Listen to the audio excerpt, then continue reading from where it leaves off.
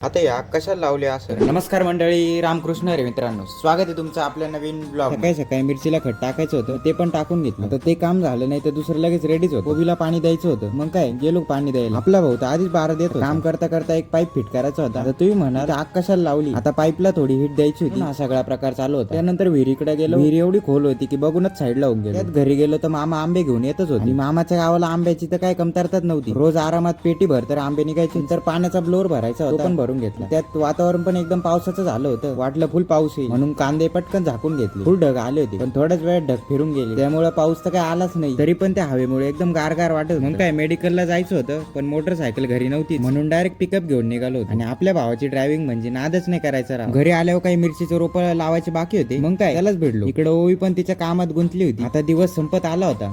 रोज सारखं गायला चारा पाणी बघितलं आणि गेलो घरी. तर मंडळी, कसा वाटला आजचा ब्लॉग? आवडला असेल तर लाईक शेअर आणि फॉलो करायला विसरू नका. भेटू पुढच्या ब्लॉग मध्ये. तोपर्यंत रामकृष्ण हरी.